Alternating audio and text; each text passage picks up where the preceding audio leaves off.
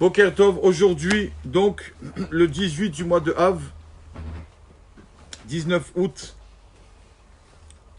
quand on arrive à la synagogue le matin, après avoir fait ses bénédictions, Birkot HaShachar, après avoir mis le talit et les téphilines, le début de la prière, le premier morceau dans la prière, c'est l'histoire de Hana, Vatit Palel Hana, l'histoire d'une femme Hana qui n'avait pas d'enfant et son mari donc avait une deuxième femme. Son mari Elkana avait une deuxième femme qui s'appelait Pénina. Et donc l'histoire est un peu longue, mais juste brièvement. Donc Hana n'avait pas d'enfant. Et voyez ça, on va dire la deuxième femme de son mari, Pénina, qui avait des enfants. Et qu'est-ce que faisait Pénina? Qu'est-ce qu'elle faisait? Elle allait voir Hana, elle lui a dit, regarde ce que j'ai acheté à mon fils. Et le lendemain, regarde ce que j'ai acheté à ma fille. Et donc, elle faisait tout ça, Pénina, les Shem Shamaim, pour que Hana prie plus. Pas fait ça pour la faire jalouser. Malgré le fait qu'elle n'a pas fait ça pour la faire jalouser, quand même, nos sages nous racontent que, après, quand Hana, à chaque fois que Hana avait un enfant, après avoir eu des enfants, Hana, Pénina en perdait deux. À chaque fois. Laura nous. Parce qu'elle lui avait fait de la peine. On voit que même faire de la peine, même si c'est pour une bonne cause, des fois, on ne peut pas faire de la peine. Et donc, l'histoire de Hana est longue, mais de cette histoire, nos sages dans la Gemara ont appris beaucoup de halachot. Une des halachot, une des lois qu'on a appris au sujet de la tefila, quand Hana est venu prier. Quand Hana est venu prier. Et donc, voilà. La Gemara nous raconte qu'elle priait tellement avec tout son cœur qu'il y avait là-bas le Kohen Gadol, le Kohen qui s'appelait Aeli, le Kohen Aeli. Et qui lui dit, tu ne peux pas prier, toi, tu n'as pas le droit de prier. Elle lui a dit, pourquoi? Il lui a dit, tu es Shikora, tu es Soul, tu peux pas, tu as trop bu. Je te vois comme tu pries, tu as trop bu. Tu n'as pas le droit de parler à Kadosh Baruch Hu quand tu as bu. Elle lui a dit, je croyais que tu avais le Ruach HaKodesh, que tu voyais les choses. Eh bien, tu ne vois rien du tout. Tu t'es trompé. Comment tu me juges défavorablement? Tu crois que je suis Soul? Pas du tout. Je prie avec tout mon cœur. Je suis une femme avec beaucoup d'amertume parce que je n'ai pas encore mérité d'avoir eu des enfants. Et donc, la Gemara dit, de là, Rabbi Elazar dit, de là, on apprend que quand on soupçonne une personne sur quelque chose, et finalement, on a soupçonné pour rien, alors il faut le bénir. D'accord? Pardon, quand on est soupçonné sur quelque chose et que c'est pas vrai, il faut qu'on le dise. C'est pas vrai, tu me soupçonnes pour rien. Il faut quand même le dire. Il ne faut pas dire, bon, je me tais, je dis rien. Non. Soupçonne sur quelque chose, il faut dire non. J'étais là et là, donc tu ne peux pas me soupçonner. Il ne faut pas laisser les gens parler. Et donc, elle lui a dit, quoi? Tu m'as pris pour une femme qui fait de l'idolâtrie?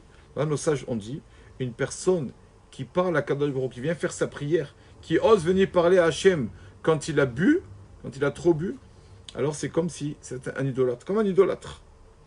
Voilà, parce qu'on a vu Bad Belial, le mot Belial.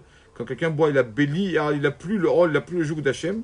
On a vu ceux qui font l'idolâtrie aussi, ils n'ont pas le joug d'Akadosh Baruch Hu sur eux. Donc c'est comparé à un idolâtre.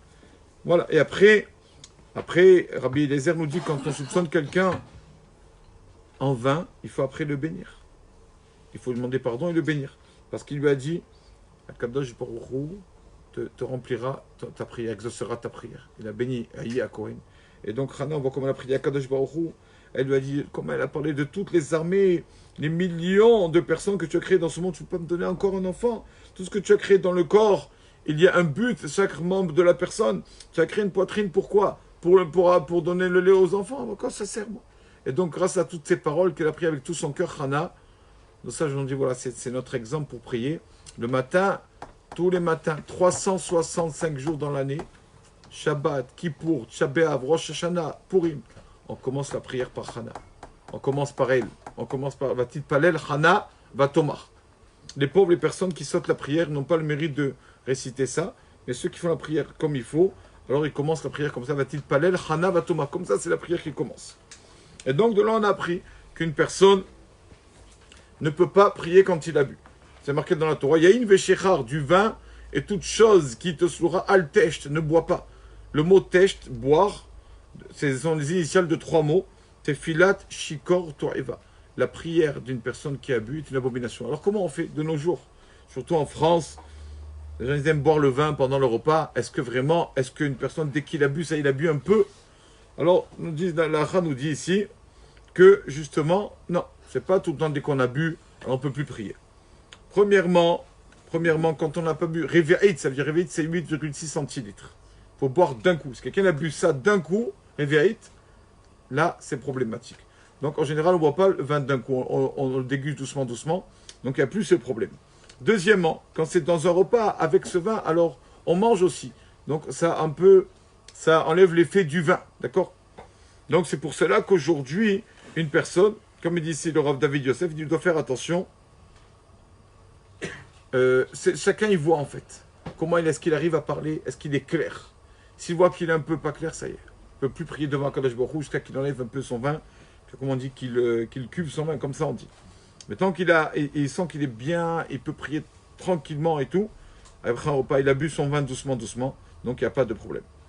Surtout de nos jours, il dit que quand une personne, s'il attend trop de prier, il va peut-être rater le temps de la tefila.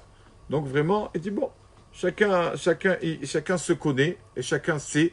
Donc il n'y a pas vraiment s'il a bu, je répète, s'il a bu plus qu'un révite, plus que 8,6 centilitres, sans repas, sans rien, comme ça il ne peut pas. Il ne peut pas prier devant Kadosh Baruch Hu. Mais s'il a bu ça, mais il a mangé avec cela quelque chose, c'est dans un repas, ou bien il a bu doucement, doucement, alors la halakha nous dit qu'une personne peut se permettre de parler comme ça devant Kadosh Baruch Hu parce qu'il n'est pas sous.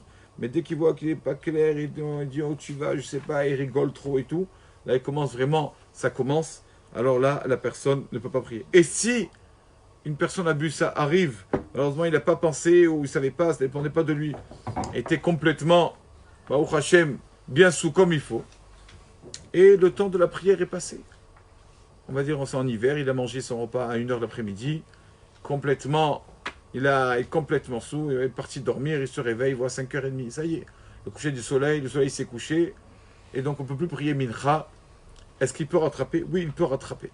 Il peut rattraper, ça s'appelle comme un cas de force majeure. Donc, il pourra le soir faire 2 amidot, le soir le Arvit, une pour la prière de Arvit et la deuxième amida pour compléter la amida de Mincha. Baruch Adonai Leolam. Amen. Amen.